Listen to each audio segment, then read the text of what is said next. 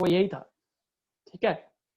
तो अब आप देख सकते हो कि नेगेटिव सारा एक जगह कलेक्ट हो जाएगा, पॉजिटिव एक जगह कलेक्ट हो जाएगा। इसकी वजह से क्या जनरेट होने वाला था, जंक्शन जंक्शन इलेक्ट्रोड पोटेंशियल, है ना, जंक्शन इलेक्ट्रोड नहीं, सॉरी जंक्शन, एक minute, liquid liquid junction potential क्या जनरेट हो जाएगा, liquid liquid junction potential, L L J P, एक लिक्विड दूसरा लिक्विड और जंक्शन के बीच, बीच में जंक्शन एकदम, है ना, तो liquid liquid junction potential create हो जाएगा, ठीक है। और आपको मैंने बताया था कि अगर liquid liquid junction potential create हो जाएगा तो फिर बैटरी की एफिशिएंसी कम हो जाएगी। और ये हमने कैसे अवॉइड किया, with the help of salt bridge, क्योंकि हमने ऐसा किया ही नहीं, हमने पूरा एक साथ रखा ही नहीं है। हमने क्या किया है, हमने दो अलग अलग बीकर बनाए, हाँ हमने तो दो अलग अलग लिए थे, उन दोनों को ज्वाइंट किया था with the help of salt bridge. तो पहला सॉल्ट ब्रिज का फंक्शन यही है, इट डिक्रीजेस और इट प्रिवेंट्स, डिक्रीजेस बोलना गलत होगा, it prevents liquid liquid junction potential which decreases the efficiency of the cell, which decreases the efficiency of the cell। कौन, LLJP जो है वो efficiency of the cell को कम करता है। तो समझ में आया मैंने आपको पहला पॉइंट क्या बोला? Yes sir. क्योंकि हमने सॉल्ट ब्रिज लगाया है, सॉल्ट ब्रिज लगाने की वजह से जंक्शन पोटेंशियल क्रिएट ही नहीं हुआ, और जंक्शन पोटेंशियल क्रिएट नहीं हुआ तो एफिशिएंसी सेल की बनी हुई रहेगी। पहला तो यही है, पहला फंक्शन तो यही है। दूसरा फंक्शन समझो, अभी दूसरा फंक्शन समझो। दूसरा मैं दूसरा भी बता चुका हूँ, it forms the internal circuit of the cell. कैसे बनता है वो भी बताता हूँ, इंटरनल सर्किट, ठीक है, it forms the internal circuit. तीसरा, it maintains the electrical neutrality of the cell, it maintains the electrical neutrality of the cell. क्या मतलब है इसका, देखो आपको पता है कि यहाँ पे क्या जनरेट हुए थे, सल्फेट आयंस। यहाँ पे क्या जनरेट हुआ था, Zn+2। तो ये सोल्यूशन पूरा नेगेटिवली चार्ज हो गया था, ये सोल्यूशन पूरा पॉजिटिवली चार्ज हो गया। अब इस सॉल्ट ब्रिज का काम क्या है, इस सोल्यूशन को न्यूट्रल बनाना, इस सोल्यूशन को न्यूट्रल करना। तो ऑब्वियसली ये सॉल्ट ब्रिज क्या करेगा, एक्चुअली सॉल्ट ब्रिज के अंदर क्या होता है, एक इलेक्ट्रोलाइट होता है। सॉल्ट ब्रिज के अंदर क्या होता है, इलेक्ट्रोलाइट। इलेक्ट्रोलाइट आपको पता ही है, वो होता है जो स्प्लिट हो सकता है, ठीक है, इलेक्ट्रोलाइट होता है। और इस इलेक्ट्रोलाइट जो है वो ऐसे ही नहीं भरा हुआ है, उसके अंदर बहुत सारा जेल भरा हुआ रहता है, बहुत सारा क्या रहता है, जेल, ठीक है, बहुत सारा जेल भरा हुआ रहता है, या अगार का सोल्यूशन होता है। क्या होता है वो जान दो, इतना समझो, जेल होता है, जेल जैसा सब्सटेंस होता है, ठीक है। क्यों जेल भरा हमने, क्योंकि हम नहीं चाहते कि आयंस एक साथ एक जगह पर गिर जाए, वरना क्या एक साथ इधर आयंस बहुत सारे गिर जाएंगे, इधर भी बहुत सारे गिर जाएंगे, हम वो नहीं चाहते। हम चाहते हैं धीरे धीरे आयंस आए उसके अंदर, इसीलिए हमने उसके अंदर जेल के साथ इलेक्ट्रोलाइट को कंबाइन किया है। इलेक्ट्रोलाइट कुछ भी ले सकते हो, ज्यादातर KCl लिया रहता है, KCl लिया समझो। अब आप सोचो KCl अगर इसमें भरा हुआ है, हमें पता है KCl ब्रेक होता है K+Cl-, K+ और Cl- में। तो करेगा क्या ये क्या करेगा कि ये नेगेटिवली चार्ज जो है वहां पर किसको भेजेगा, K+ को। तो यहाँ पर एक्चुअली कौन आएंगे, K+ आयंस, धीरे धीरे to maintain the neutrality of the cell. जबकि यहाँ पर सोल्यूशन कैसा था, पॉजिटिवली चार्ज, तो यहाँ पर कौन आएगा, नेगेटिवली चार्ज आएगा, यानी Cl-। अब ये मत सोचना कि इसकी वजह से इलेक्ट्रो पोटेंशियल, ज्यादा मत सोचो, सिर्फ इतना ध्यान रखो आपके लेवल पे इतना मोर देन इनफ है, इससे ज्यादा कुछ आता भी नहीं है जहाँ में। तो इलेक्ट्रो पोटेंशियल का कंसेप्ट बीच में लाके कुछ और मत सोचने बैठ जाना, हमें इतना सब नहीं जानना है, इतना कोई पूछेगा भी नहीं आपको। तो क्या होने वाला है, जहाँ नेगेटिवली चार्ज सोल्यूशन है वहाँ पॉजिटिव आयंस को भेजता है, और जहाँ पॉजिटिवली चार्ज सोल्यूशन है वहाँ नेगेटिव आयंस को भेजता है, कौन, सॉल्ट ब्रिज। और इस तरह से वो electrical neutrality of the cell को मेंटेन करके रखता है, electrical neutrality of the cell को मेंटेन करके रखता है। अब आप सोचो, मुझे बताओ, ये हमारा था, वापस बना लेते हैं, कैथोड, ये था एनोड। अब बताओ कि करंट कहां से कहां फ्लो कर रहा है, ध्यान से देखो अच्छे से और मुझे बताओ, मैसेज फिर से। अब करंट कहां से कहां फ्लो कर रहा है, ध्यान से देखो और बताओ। एक चीज और बता देता हूं उसके पहले, करंट फ्लो करने का मतलब ये नहीं होता है कि इलेक्ट्रॉन ही हो, करंट का डेफिनेशन ऐसा है, करंट हमेशा किसके डायरेक्शन में होता है? पॉजिटिवली चार्ज आयंस के डायरेक्शन में होता है, और अपोजिट होता है किसके? नेगेटिवली चार्ज आयंस के। मैं नेगेटिवली चार्ज आयन की बात कर रहा हूँ। इलेक्ट्रॉन एक तरह का नेगेटिव चार्ज है, इसीलिए हम बोलते हैं कि इलेक्ट्रॉन जिस डायरेक्शन में रहता है उसके अपोजिट में करंट रहता है। इलेक्ट्रॉन ही नहीं, कोई भी नेगेटिव चार्ज होगा जो वो जिस डायरेक्शन में जा रहा है उसके अपोजिट में करंट होता है। कोई भी पॉजिटिवली चार्ज जिस डायरेक्शन में जा रहा है करंट भी उसी के डायरेक्शन में होता है। हाँ, इलेक्ट्रॉन का कोई रोल नहीं है, ठीक है? तो आप कंफ्यूज मत हो नहीं, हाँ इलेक्ट्रॉन का है। अब बताओ चलो,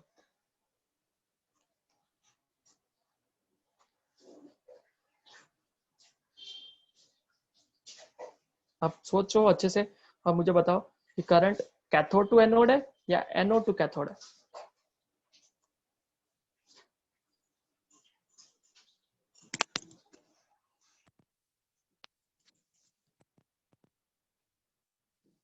ओके, एक आंसर आया है।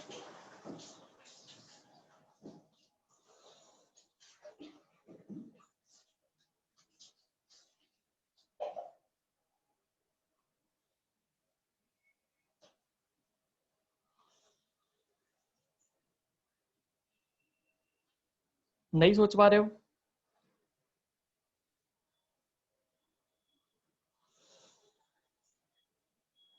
आवाज आ रही है?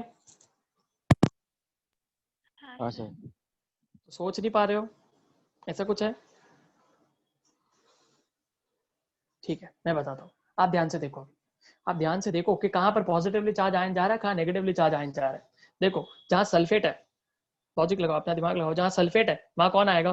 Positively charge. मतलब आप देख सकते हो पॉजिटिव चार्ज का डायरेक्शन यहाँ है, पॉजिटिव का चार्ज यहाँ पर है, और यहाँ पर जिंक प्लस थे, तो यहाँ पे किसका डायरेक्शन है? नेगेटिवली चार्ज आयंस का। नेगेटिव चार्ज आयन का डायरेक्शन यहाँ पर है।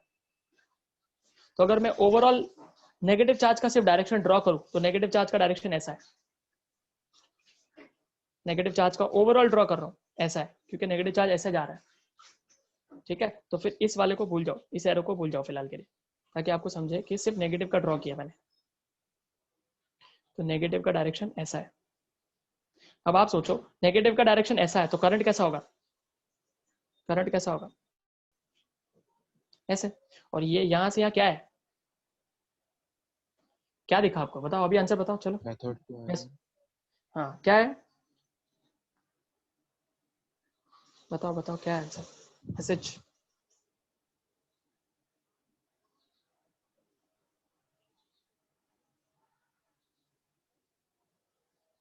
ओके, एक आंसर। यतीश, आपको समझ में आया हो तो आप करेक्ट करो, देखो आपने क्या लिखा था। हम्म, दो आंसर है।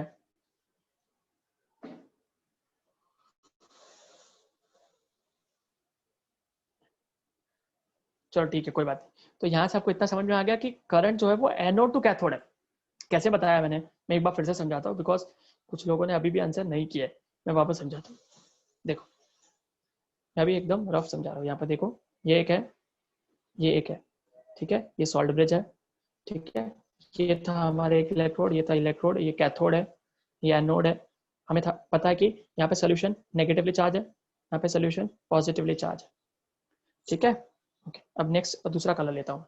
अब यहाँ पर पता है आपको कि यहाँ पर कौन आएंगे? Negatively charge ions. यहाँ पे कौन आएंगे? Positively charge ion.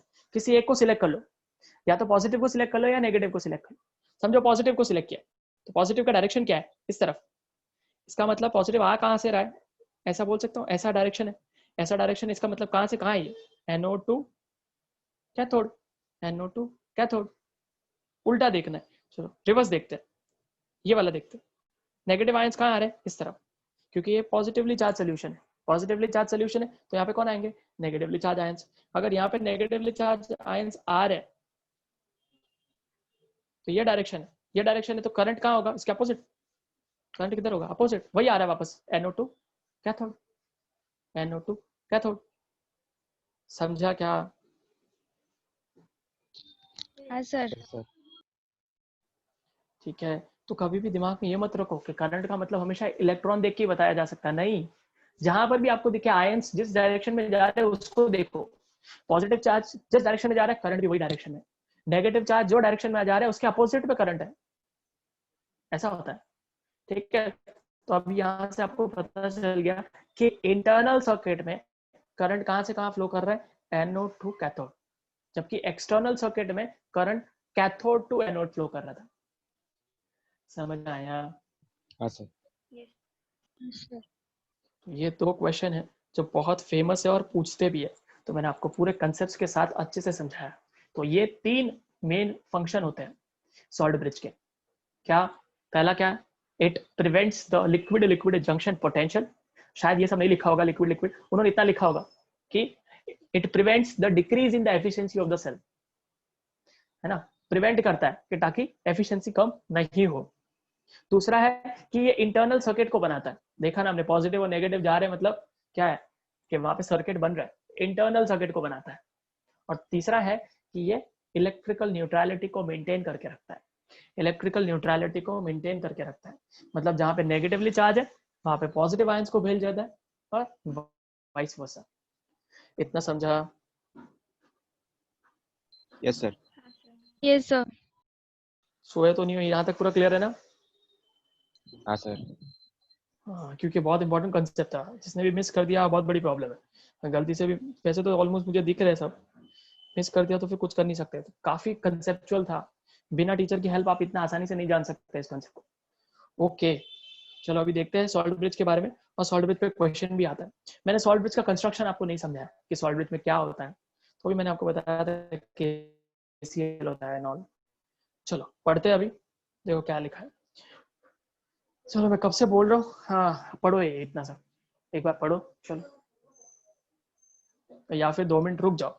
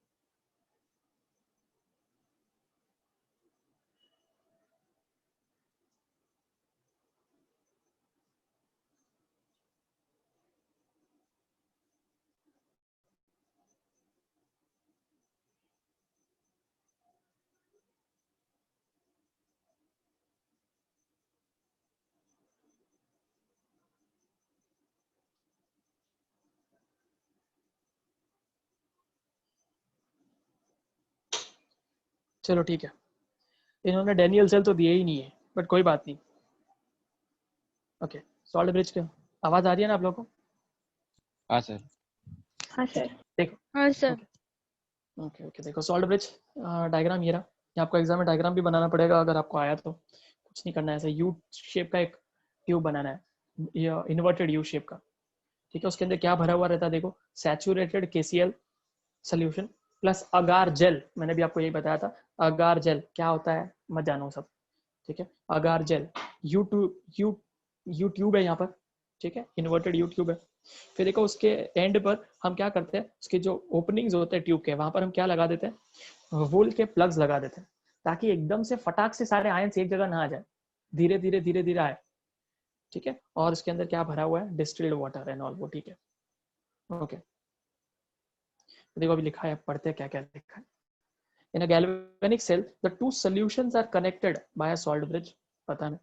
It is an U tube containing a saturated solution of inert electrolyte. पहली बात तो electrolyte inert होना चाहिए, मतलब वो जो solution है उसके साथ react नहीं करना चाहिए. जैसे मैंने आपको बताया था कि SO4 माइनस नेगेटिवली चार्ज है, वहां पर कौन जा रहा था, पॉजिटिवली चार्ज आयंस, तो वो पॉजिटिवली चार्ज आयंस उसके साथ रिएक्ट नहीं करने चाहिए. सिमिलरली दूसरी तरफ जिंक आयन थे, जिंक के अंदर कौन जाएगा, नेगेटिवली चार्ज आयन, वो नेगेटिवली चार्ज आयन उस जिंक के साथ रिएक्ट नहीं करना चाहिए. इसको बोलते हैं इनर्ट इलेक्ट्रोलाइट. ठीक है, inert electrolyte such as KCl और NH4NO3, दोनों आपको याद रखना है कि हम सॉल्ट ब्रिज में क्या यूज करते हैं, KCl और NH4NO3 एंड 5% अगार सोल्यूशन, वो भी याद रखना है आपको. 5% अगार सोल्यूशन होता है इसके अंदर, एक तरह का जेल है ये. The ions of the electrolyte do not react with the ion of electrode solution or the electrodes. यही मैंने आपको बताया. जो सॉल्ट ब्रिज से निकलने वाले आयंस होते हैं वो ना तो इलेक्ट्रोड से निकलने वाले आयंस के साथ रिएक्ट करता है और ना ही इलेक्ट्रोलाइट सोल्यूशन से निकलने वाले आयंस के साथ रिएक्ट करता है. रिएक्ट बिल्कुल नहीं करता है, सिर्फ पॉजिटिव और नेगेटिव को बैलेंस रखने का काम करता है, बस रिएक्ट नहीं करता. रिएक्ट करेगा तो फिर बहुत प्रॉब्लम हो जाएगी. इतना समझा? हाँ सर. Yes, sir. ओके, चलो आगे बढ़ते हैं. उसके बाद देखो क्या लिखा है. हाँ, salt bridge is prepared by filling a U tube with a hot concentrated solution of the salt and agar-agar solution, allowing it to cool. ठीक है, ये सब नहीं पूछते, ये सब मेन तो इसमें क्वेश्चन फंक्शन आता है, फंक्शंस ये पूछते हैं. Okay, the cool solution sets into a gel which does not come out on inverting the tube. वही मैं बोल रहा हूँ, ये सब क्यों कर रहे हैं, ताकि is kept in distilled water when in use.